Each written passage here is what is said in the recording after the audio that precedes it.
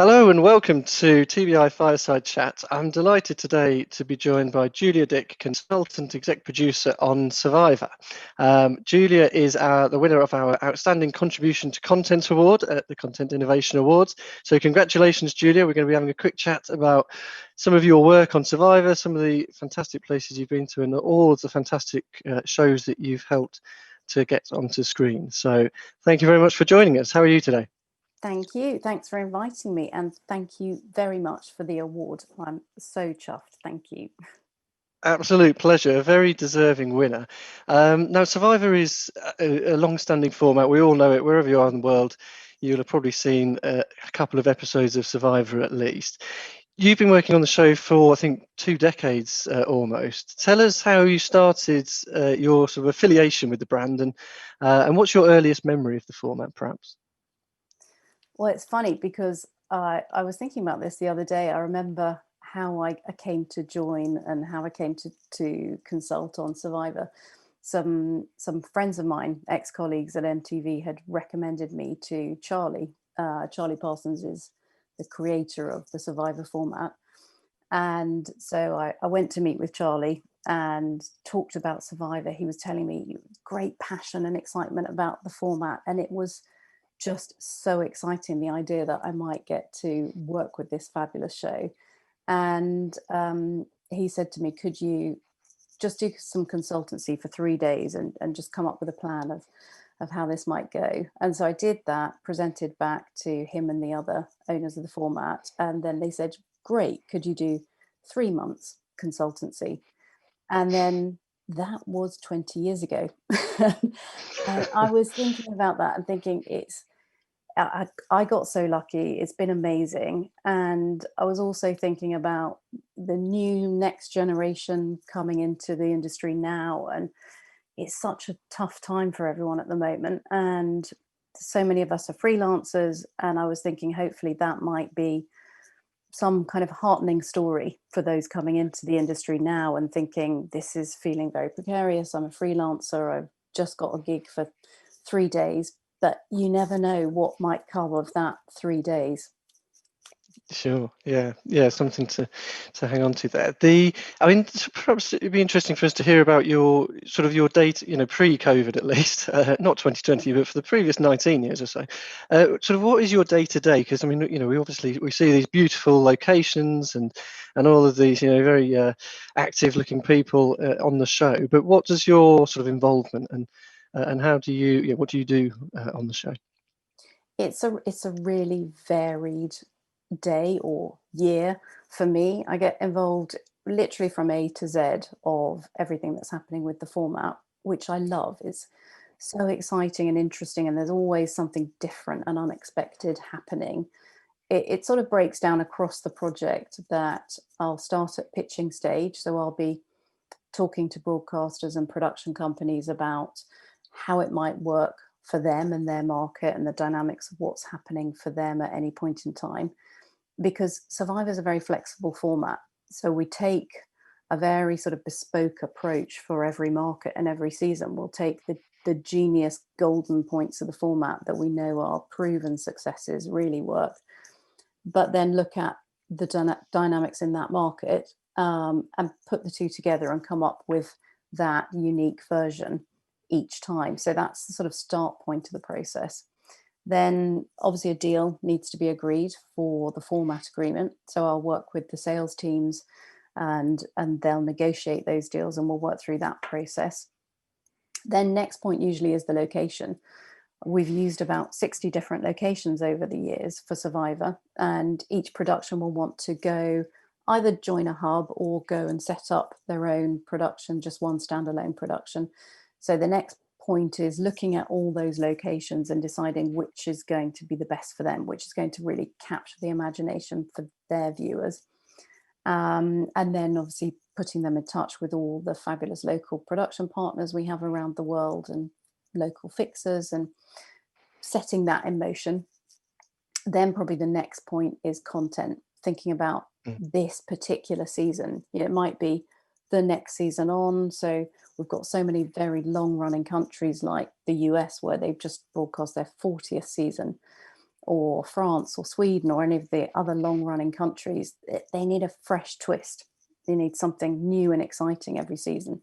And then you've got the new territories coming in each year who need a real classic sort of start point for their show. So we'll brainstorm the content, come up with the plans, approve the plans for the season. And then probably what seems most exciting and exotic to everyone is the flying producer part, where I get to travel to the location and see all those plans we put in place. How is it actually working?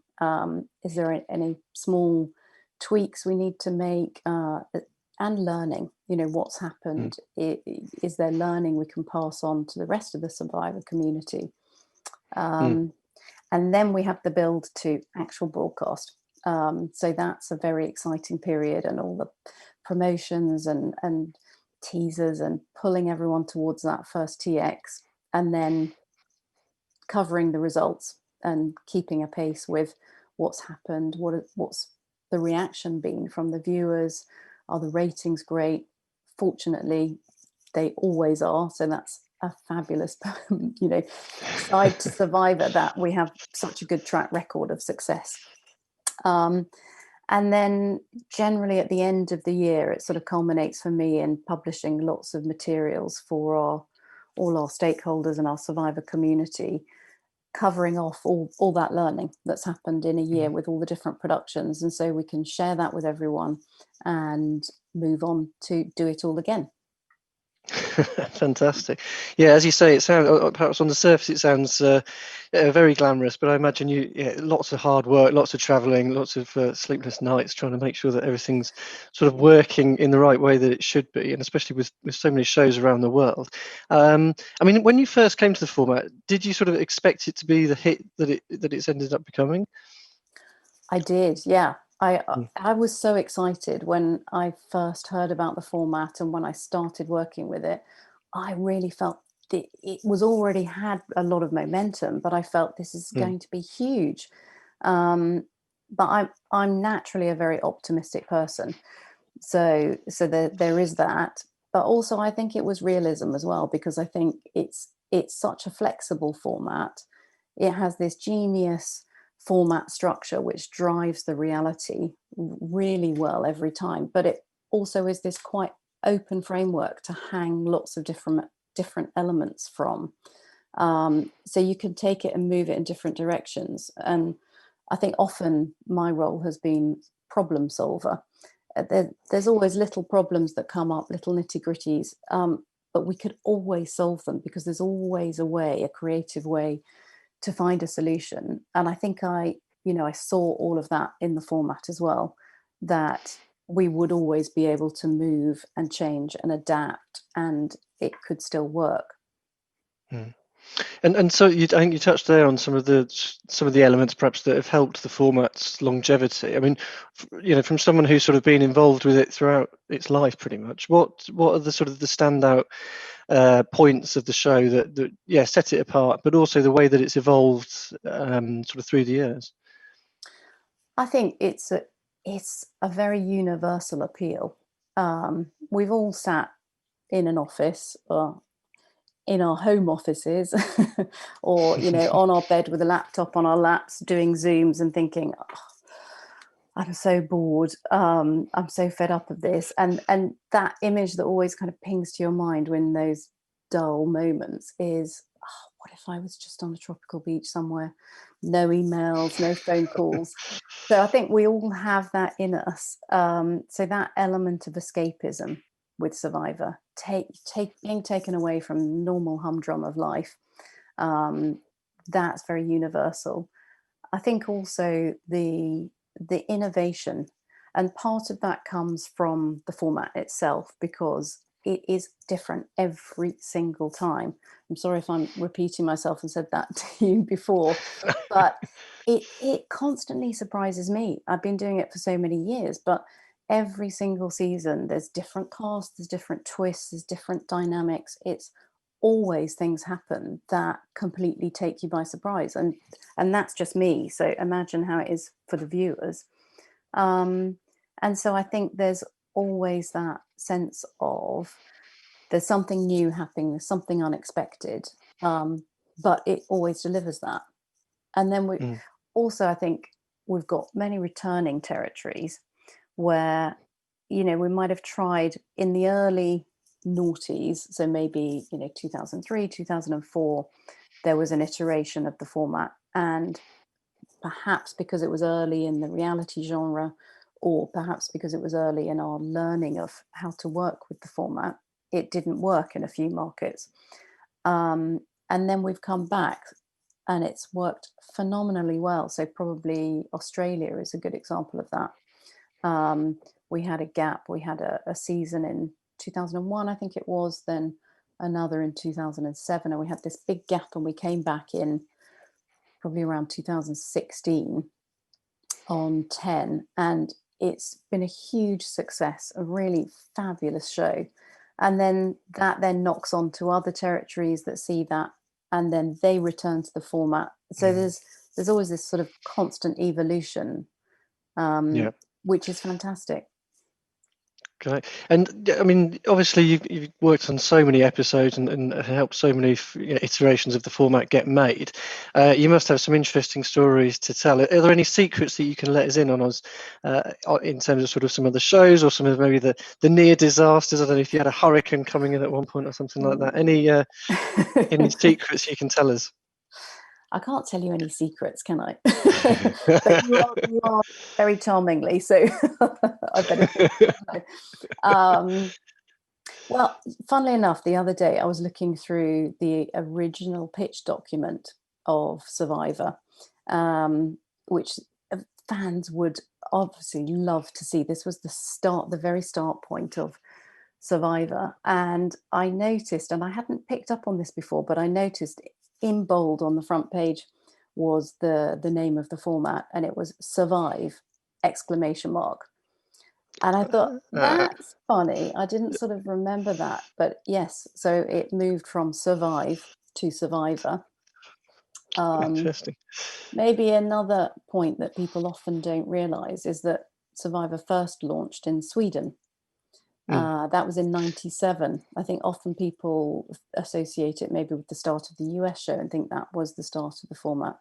But it was actually, yes, Robinson, the show's called, in Sweden in 1997. Yeah, Nordics are always ahead, aren't they? Actually, I have a secret for you. Well, it's not a secret, but it's an interesting story. Trump has been on Survivor. Has it? But not the Trump that might first come to mind. It was Ivana Trump. We have a live celebrity version of the show in Italy. It's called L'Isola dei Famosi. And Ivana Trump was a guest. So she wasn't a contestant on the full season of the show, but she was flown in to be a guest to see and speak with the contestants on their beach.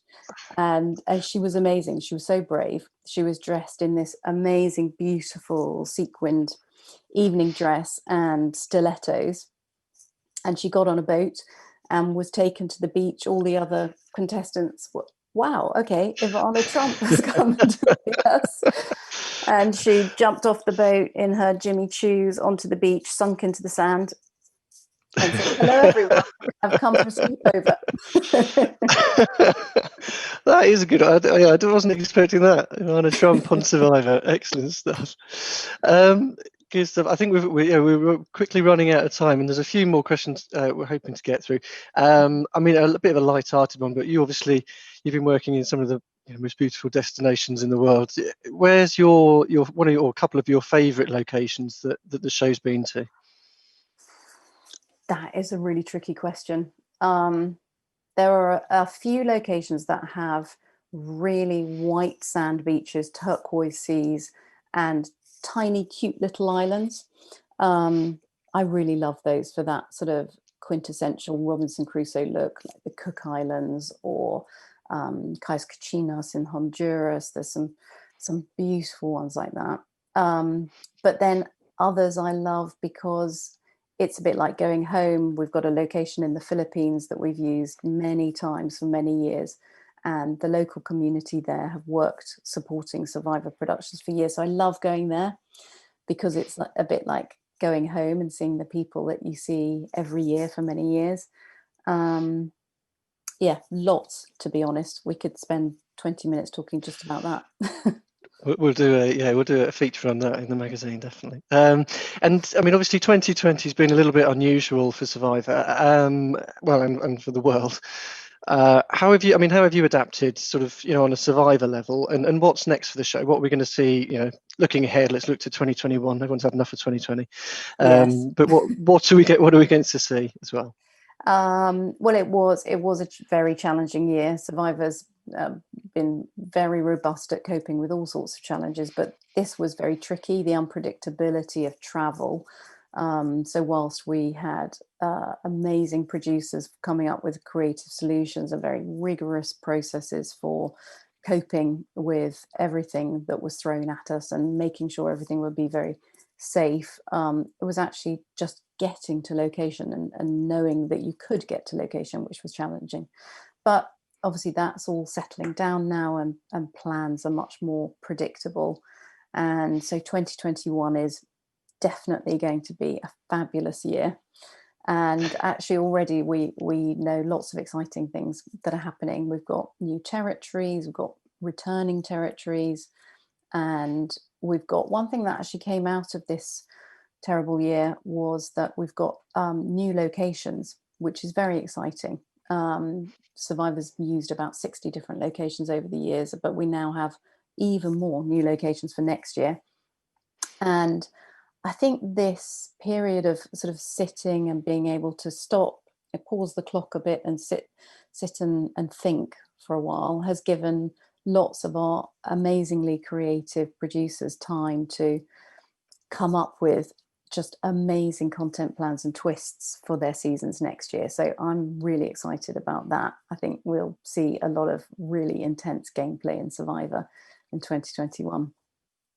Brilliant stuff. Well, that's fantastic. Thank you so much, Julia. Really interesting to hear. We could talk for a long time. I could ask you about questions about where to go on holiday next and which islands we should put on our wish list. But I think we're just about out of time. Once again, congratulations, winner of our Outstanding Contribution to Content Award, this year's Content Innovation Awards. Congratulations to that, and for all of your work on Survivor. As I say, fantastic show, fantastic format, and you've been at the centre of all of it. So congratulations. Enjoy the next couple of months of not travelling anywhere, and then I'm sure you'll be back on a plane heading off to those beautiful locations very soon. Thanks very much for your time. Thank you. I've enjoyed chatting. Thanks so much. Lovely to talk to you. Take care. Bye.